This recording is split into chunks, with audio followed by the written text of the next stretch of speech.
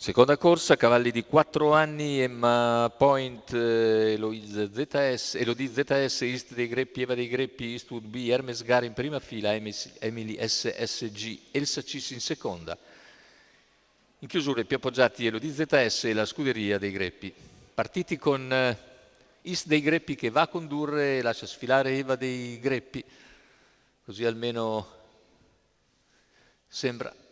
Sulla prima curva passa Eva dei Greppi, mentre all'esterno rimane Eastwood B. Se ne vanno i primi 200 in 15-3 con Eastwood B che rimane a lato di Eva dei Greppi a contatto East dei Greppi, poi all'esterno Emily SSG che supera Emma Point.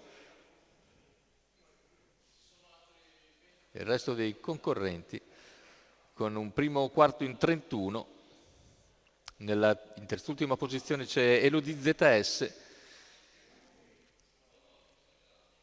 Intanto completamento dei 600, situazione tattica pressoché invariata dalla coda praticamente del gruppo, cerca di muovere Elodie ZS, dopo i primi 600 metri viene in mezzo alla pista e si profila ora a centrogruppo. Davanti intanto è sempre Eva dei Greppi con in schiena compagna di scuderia East dei Greppi, all'esterno si impegna Eastwood B e il chilometro viene coperto nell'ordine dell'1:17:1.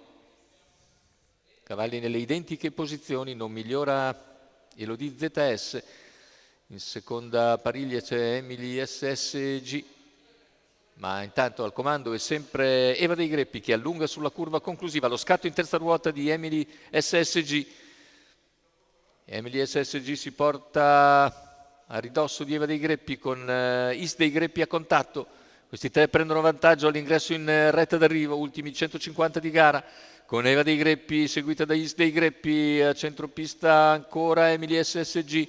Finale con East dei Greppi che controlla e vince agevolmente. Il secondo è per East dei Greppi, Eva dei Greppi su East dei Greppi, mentre al terzo finisce Emily SSG. 1:15:7 il ragguaglio conclusivo e Emplane quindi della scuderia Eva e East dei Greppi.